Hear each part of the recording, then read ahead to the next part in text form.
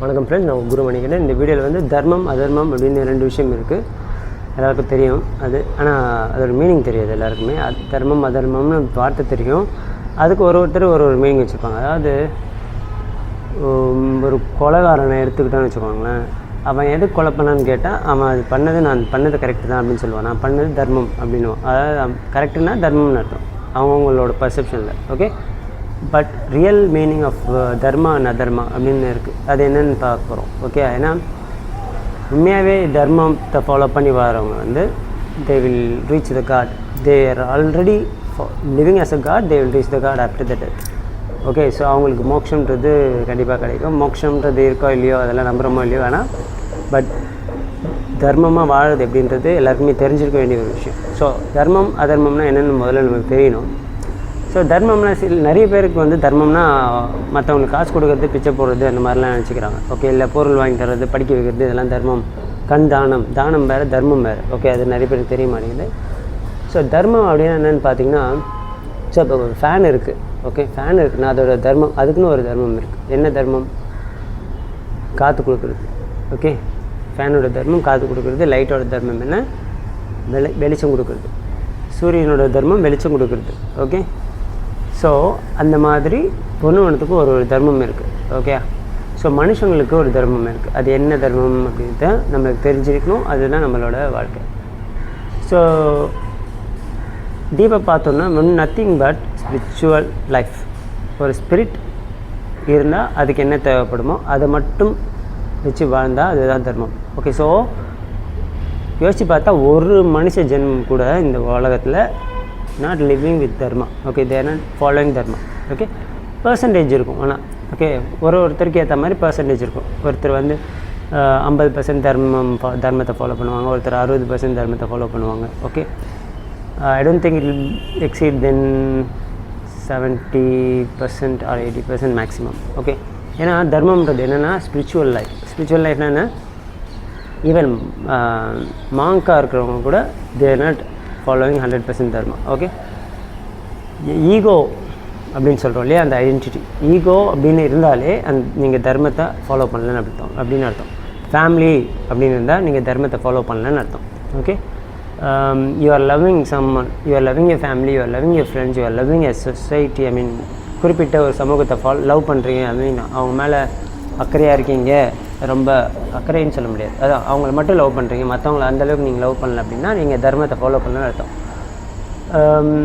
So அந்த மாதிரி இப்போ பிச்சை போடுறதெல்லாம் தானம்னு நினச்சிக்கிறாங்க இல்லையா. ஸோ தானம் வந்து அதை பிச்சை போட்டால் அது தானம், வெறும் தானம். அதை தர்மம் அப்படின்னா என்னென்னா, அந்த பிச்சை போடும்போது பிச்சை வாங்குறவனும் பிச்சை கொடுக்குறவனும் ஒன்று தான் அப்படின்னு நினச்சி கொடுத்தா அது தர்மம்.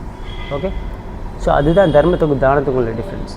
ஓகே, ஒருத்தருக்கு ஹெல்ப் பண்ணுறோம் அப்படின்னா அவங்களும் நானும் ஒன்று தான் நினச்சி ஹெல்ப் பண்ணால் தான் வந்து தானம். ப்ளஸ் இவங்க நம்மளுக்கு வேண்டியவங்க அவங்களுக்கு ஹெல்ப் பண்ணணும், இவங்க வேண்டாதவங்களுக்கு அவங்களுக்கு ஹெல்ப் பண்ணக்கூடாது அப்படிலாம் இருந்தால் அதெல்லாம் தர்மம் கிடையாது. ஓகே, ஸோ எல்லோரையும் ஒரே மாதிரி பார்க்குறது. ஓகே, எல்லாத்தையும் புரிஞ்சுக்கிறது முதல்ல. வாட் இஸ் திஸ் எக்ஸிஸ்டன்ஸ் அப்படின்னு புரிஞ்சுட்டு வாழ்றது தான் மிகப்பெரிய தர்மமே.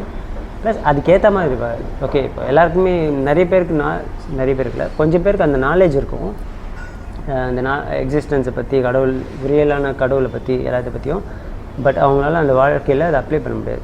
எல்லாத்தையும் தெரிஞ்சுக்கிட்டு அப்ளை பண்ண முடிஞ்சால் தான் 100% அது தர்மம். ஆனால் 100% எப்போ அவங்க தர்மத்தை கடைப்பிடிக்கிறாங்களோ அவங்க இந்த ஃபிசிக்கல் வேர்ல்டில் ஃபிசிக்கல் ஃபார்மில் இருக்க மாட்டாங்க. They will become god immediately. Okay, so அதுதான் தர்மம். ஓகே, நம்மளோட வேலை என்ன, நம்மளோட கடமை என்னென்னா, ஒரு மாயால் முழிச்சிட்ருக்கோம். ஓகே, எல்லாத்தையும் நம்பி, ஓகே எல்லாத்தையுமே சுற்றி இருக்க எல்லாமே உண்மையை நம்பி வாழ்ந்துட்டுருக்கோம். ஸோ இந்த மாயாலேருந்து வெளியில் வரணும். வந்துட்டு எது உண்மை அப்படின்னு கண்டுபிடிச்சி அதுக்கேற்ற மாதிரி வாழணும். ஓகே, எல்லாத்தையும் ஒரே மாதிரி பார்க்கணும், எல்லோரையும் ஒரே மாதிரி பார்க்கணும், எல்லாருக்கிட்டையும் ஒரே மாதிரி லவ் ஷேர் பண்ணணும். இதெல்லாம் பண்ணும்போது நம்மளோட பெர்சன்டேஜ் அதிகமாகும். நம்மளோட தர்மம் எந்த அளவுக்கு தர்மமாக இருக்குன்றது பெர்சன்டேஜ் அதிகமாகும். நம்மளால் முடிஞ்ச அளவுக்கு அதை பெர்சன்டேஜ் இன்க்ரீஸ் பண்ணலாம். ஓகே, நம்ம 100% பண்ணி கடவுள் ஆகணும்னு அவசியம் கிடையாது இல்லை, அதுதான் நம்மளோட பர்பஸே. But it's not easily possible. Also it's not impossible. We can try our best. ஏன்னா இதில் நம்ம கர்மா, வாசனாஸ், இந்த மாதிரி நிறைய விஷயங்கள் இருக்குது. இதெல்லாம் வச்சுக்கிட்டு இமீடியட்டாக we cannot jump to the 100%. Okay, but try to understand, spend time with your own, spend time with the nature, okay, and think more, and listen from other people who knows better about the existence. நிறைய கடவுளை பற்றி தெரிஞ்சவங்க, உண்மையான spirituality பேசுகிறவங்களோட பேச்செல்லாம் கேளுங்க. அதுலேருந்து நிறைய analyse பண்ணுங்கள். You should not take just அவங்க சொல்கிறாங்கன்னு எழுத வேணாம். ஓகே, அனலைஸ் பண்ணுங்கள், அதை அண்டர்ஸ்டாண்ட் பண்ணுங்கள், திருப்பி அது வந்து ப்ராக்டிஸ் பண்ணுங்கள் நிறைய. ஓகே, இந்த மாதிரி பண்ணும்போது you can start following dharma. Okay, so அதுதான் மனுஷங்களுக்குன்னு ஒரு தர்மா இருக்குது. என்ன தர்மானா, மனுஷங்க வந்து they are almost the god. Actually they are god. அவங்க இப்போ கொஞ்சம் கீழே வந்தாங்க, ஃபிசிக்கல் ஃபார்ம் எடுத்ததுனால காடை விட கொஞ்சம் கீழே வந்தாங்க, அவ்வளோதான். பட் அந்த மைண்டில் வந்து நிறைய ஈகோ அது இது நிறைய போட்டதுனால, ஐடென்டிட்டிஸ் அண்ட் டிசைர்ஸ் எல்லாம் போட்டதுனால தேர் புழு பூச்சியை விட கேவலமான பிறவியை மாதிரி இப்போது இருக்கிறோம் அந்த ஹியூமன் பீயிங்.